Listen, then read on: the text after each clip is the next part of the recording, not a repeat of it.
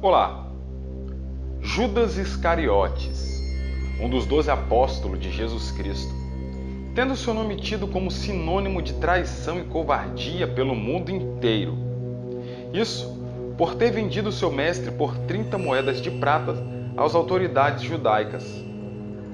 Mas qual é a origem desse ser? O que a Bíblia e a história secular têm a nos mostrar sobre esse personagem? A história desse personagem é um tanto quanto conturbada. Até a sua própria morte é narrada de forma diferente em alguns textos bíblicos. Creio que algum de vocês, depois de verem esse vídeo, irão ficar surpresos. Ao contrário de que muitos pensam, Judas poderia ter sido um herói. É isso mesmo. Uma corrente teológica do século XX propõe a ideia de que Judas traiu Jesus obedecendo a ordem do seu mestre, para que Jesus pudesse ser entregue às autoridades, morrer e retornar como Salvador da humanidade. Essa e muitas outras questões vocês saberão agora. Eu espero que vocês gostem da verdadeira história de Judas. Judas Iscariotes, o discípulo que traiu seu mestre por 30 moedas de prata. Há várias controvérsias sobre a sua pessoa. Quem foi ele? Por que ele traiu seu próprio mestre? A traição foi proposital? Foi predestinado a trair o seu rabi? Vamos analisar detalhadamente tudo desde o início. Judas nasceu na Judéia. Foi o único apóstolo que não nasceu na região da Galileia. Sua cidade natal se chama Quiriote. Na época de Jesus, não existia um sobrenome como existem hoje. O segundo nome da pessoa retratava o lugar onde ela morava ou era conhecida pelo nome dos pais, ou até mesmo pelo partido religioso que aquela pessoa era. Como, por exemplo, Jesus de Nazaré, pois Jesus era da cidade de Nazaré. O cego Bartimeu, Bar em hebraico significa filho, então ele era conhecido como filho de Timeu. Simão Bar-Jonas, Simão, o filho de Jonas. Simão, o Zelote, Simão do Partido Revolucionário Zelota. Judas Iscariotes. Iscariotes vem da palavra latina sicarius. Para entender quem foi Judas, é necessário entender o contexto histórico da época de Jesus.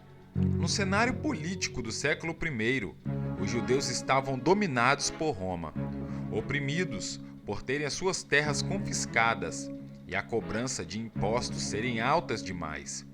Era necessário que os judeus juntassem forças para se libertar da opressão romana. Era necessário surgir um libertador para isso. E realmente, esse libertador com características heróicas é proposto no Antigo Testamento, sendo codinominado como Messias. A palavra Messias significa ungido. A transliteração da palavra hebraica Messias para o grego, temos a palavra Cristo. Então, quem seria esse Messias? O Messias seria o libertador do povo de Israel, debaixo da opressão de qualquer nação que esse povo judeu se encontrasse na época. A promessa de um libertador deixava os judeus em estado de alerta, e alguns deles estariam preparados para uma possível revolta caso o Messias chegasse. Havia na época de Jesus alguns partidos religiosos, como bem afirma o historiador Flávio Joséfo, e cada um com a sua ideologia. Como, por exemplo, os essênios entendiam que o Messias seria um mestre de justiça e purificaria seu povo das imundícias pecaminosas. Os herodianos, que imaginavam que o Messias estabeleceria o reino de Israel através da família herodiana.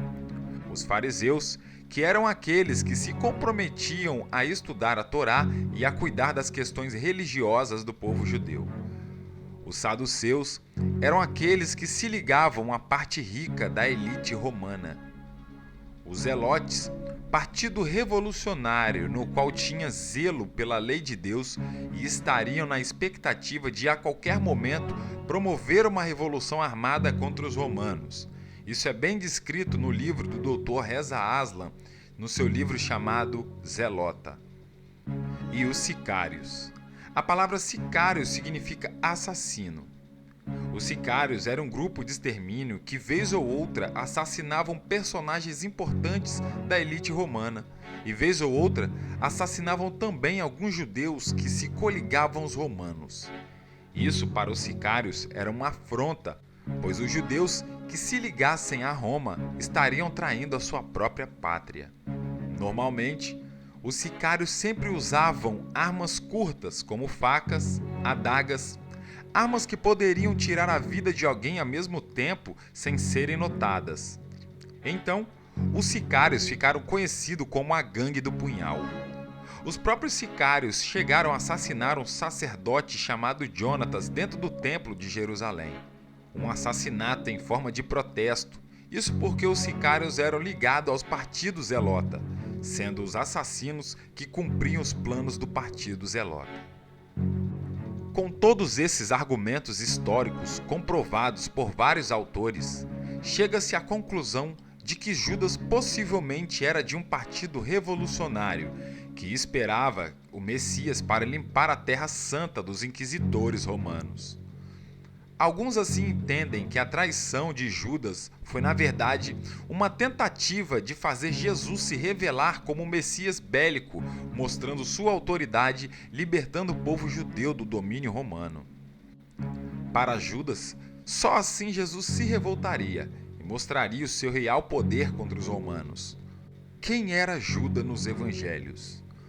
Judas era aquele do grupo que cuidava das finanças. Isto está no Evangelho de João, no capítulo 12, no verso 6.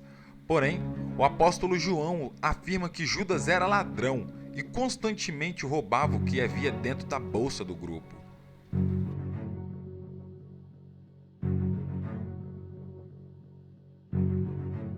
A traição de Jesus é um tanto quanto polêmica. As comparações dentre os evangelhos, os relatos são totalmente diferenciados. Vamos analisar alguns textos.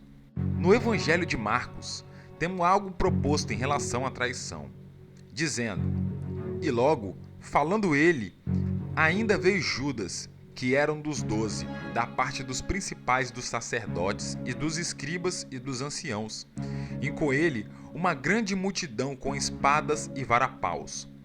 Ora, o que o traíra tinha-lhes dado um sinal, dizendo: Aquele que o beijar é esse, prendei-o e levai-o com segurança.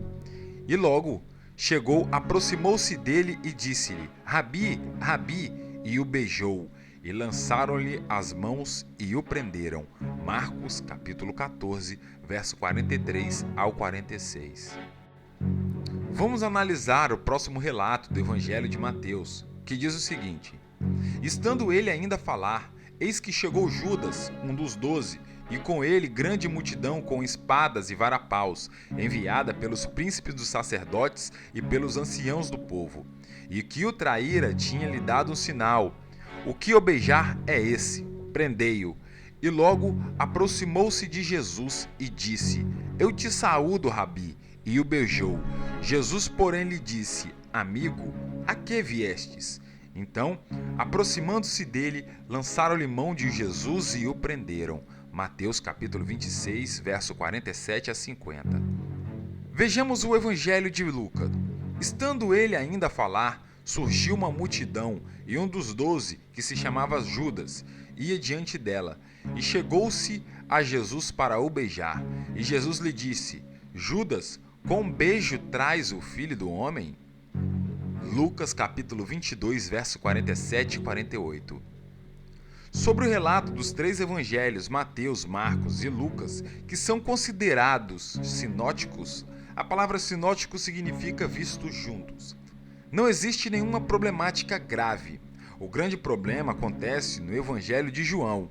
Vejamos o relato. Tendo Jesus dito isto, saiu com seus discípulos para além do ribeiro de Cedron, onde havia um horto, no qual entrou ele e seus discípulos. E Judas, o que o traía, também conhecia aquele lugar, porque Jesus muitas vezes se ajuntava ali com seus discípulos.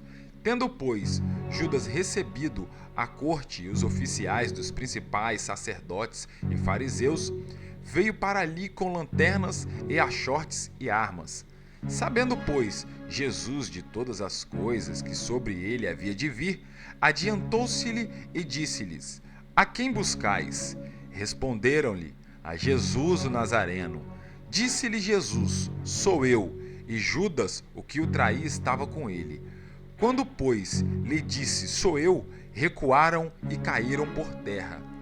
Tornou-lhe, pois, a perguntar: A quem buscais? E eles disseram: A Jesus Nazareno. Jesus respondeu: Já vos disse que sou eu. Se, pois, me buscais a mim, deixai a ir estes, para que se cumprisse a palavra que tenha dito: Dos que me destes, nenhum deles perdi. João, capítulo 18, no verso de 1 a 9. Analisando o Evangelho de João, qual foi a traição de Judas? O próprio texto mostra que foi Jesus quem se entrega. O texto diz que Judas era o traidor, mas no texto de João, Judas não fez exatamente nada. E a pergunta que fica no ar é: qual foi a traição de Judas no Evangelho de João?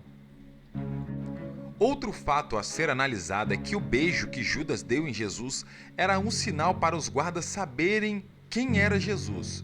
O beijo era para identificar Jesus da multidão. Como pode ser isto, sendo que o próprio Jesus afirma que todos os conheciam? Veja o relato de Jesus após Judas o beijar no Evangelho de Marcos. E respondendo Jesus disse-lhes: Saístes com espada em varapaus a prender-me como um salteador? Todos os dias estava convosco, ensinando no templo, e não me prendestes. Mas isso é para que as Escrituras se cumpram. Jesus estava todos os dias com eles no templo, e eles não prenderam Jesus. Por que Judas teve que dar um beijo para mostrar quem era Jesus? Se Jesus estava todos os dias com eles no templo e eles não prenderam Jesus, por qual motivo Judas teria que dar um beijo para identificar quem era Jesus? Sendo que Jesus estava todos os dias com eles no templo, eles já conheciam Jesus. Outro fato a ser analisado é a morte de Judas.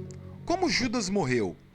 Vamos analisar o que a Bíblia e a história têm a nos relatar sobre tal fato.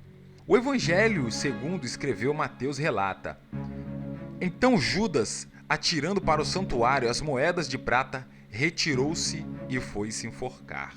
O livro de Atos foi escrito pelo evangelista Lucas, e Lucas descreveu o relato de Pedro em relação à morte de Judas. Então temos duas confirmações, a de Lucas e a de Pedro, que diz o seguinte: Ora, este adquiriu um campo com um galardão de iniquidade, e precipitando, rebentou-se pelo meio, e todas as suas entranhas se derramaram. Temos também o relato de Papias. Papias, segundo a história da igreja, fora bispo de Herápolis e escreveu alguns fragmentos. Até o momento foram achados 3 fragmentos do escrito de Papias. O primeiro está na obra História Eclesiástica de Eusébio de Cesareia, no livro 3, no capítulo 39, no verso de 1 a 17. O segundo fragmento está na obra Contra Heresias de Irineu de Leão, livro 5, capítulo 33, de 1 a 5. O último fragmento está em citações de outros autores, e é o relato de Judas que se encontra no terceiro fragmento, que diz o seguinte: Judas andava neste mundo no triste exemplo de impiedade. Seu corpo inchou a tal ponto que ele não pôde passar facilmente como o carro passava.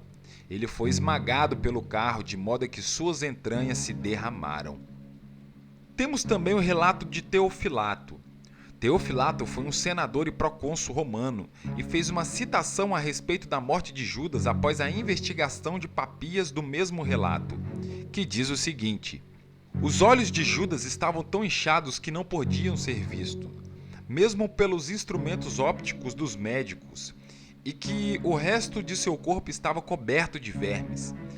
Ele afirma ainda que ele morreu em um local solitário que ficou devastado até seu tempo, e ninguém podia passar no lugar sem tampar o nariz com as mãos. Ao todo, temos 4 relatos a respeito da morte de Judas.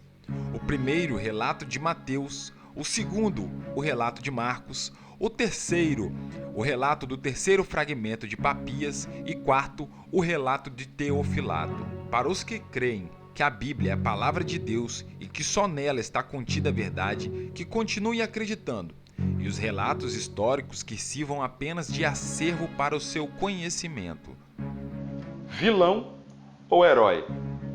Um documento descoberto no século XX, que é datado por volta do quarto século, traz 31 páginas de papiro, escrita em copta, escrita egípcia, propondo a ideia do Evangelho de Judas, que é contraditório a tudo que você já conheceu a respeito. No Evangelho de Judas, é descrito como se Judas tivesse superado todos os apóstolos, e que Judas fosse o único realmente a entender e compreender a mensagem de Cristo.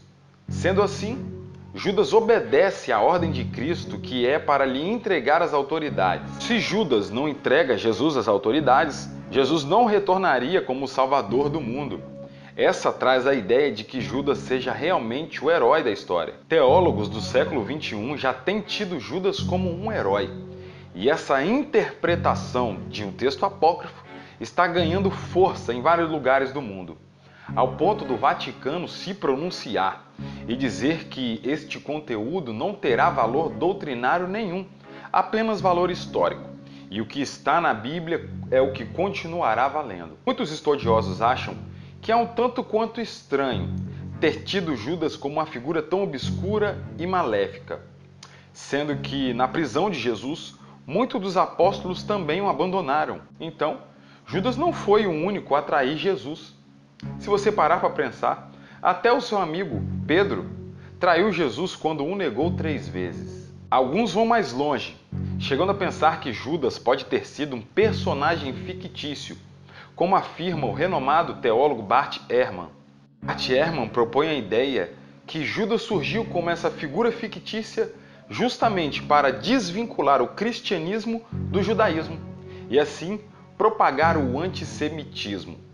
Por isso que o nome Judas faz menção de Judá, para lembrar dos judeus, aqueles que traíram e venderam Jesus. Por isso, Pilatos, que era romano, teve um papel bem menor na condenação de Jesus do que o próprio Judas. Na obra A Divina Comédia, de Dante Alighieri, Judas se encontra no inferno, no 9º ciclo do inferno, onde Lúcifer está, e inclusive Judas é devorado por Lúcifer. Na Divina Comédia, no primeiro livro chamado O Inferno de Dante, relata que o inferno é feito de 9 ciclos, cada ciclo tendo seu nível de tortura, começando das torturas mais leves até as piores. O último ciclo é o pior nível de tortura, pois é justamente reservado aos traidores. É onde Lúcifer está, porque Lúcifer traiu a Deus. E Judas também está, porque Judas traiu a Jesus. Mas é claro que isso não passa de uma história, um conto fictício de Dante. Afinal de contas, você acredita mesmo que Judas realmente está no inferno? Ou que Judas será condenado naquele grande dia do juízo? Vamos analisar essa questão. Judas foi salvo ou não? Um texto de Mateus propõe uma pergunta que não quer calar. Se Judas foi para o inferno, como fica a resposta de Mateus 19, 28, que diz o seguinte: Então Pedro, tomando a palavra, lhes disse: Eis que nós deixamos tudo e te seguiremos. Que receberemos? E Jesus lhes disse: Em verdade vos digo que vós, que me seguistes, quando na regeneração o Filho do Homem se assentar no seu trono da sua glória, também vós assentareis sobre 12 tronos, para julgar as 12 tribos de Israel. Jesus faz uma promessa aos 12, que quando ele se assentasse ao trono em sua glória, Judas estaria incluído. Se esse trono fosse da sua glória aqui na terra, Judas estaria presente. Se esse trono fosse da sua glória no céu, Judas também estaria presente. Teólogos da alta crítica alegam que, com o passar do tempo, Judas veio sofrendo várias modificações. Por isso que no Evangelho de João, o último evangelho a ser escrito, é o evangelho que mais degrine a imagem de Judas. É importante lembrar que em todos os escritos da tradição cristã alegam sim que Judas foi o traidor e que vendeu o seu mestre por 30 moedas de prata. O vídeo foi apenas para te trazer um conteúdo e agregar no seu conhecimento, e não para desvirtuar a fé de ninguém. Que cada um continue seguindo a sua fé e crendo naquilo que acredita. O vídeo de hoje vai ficando por aqui.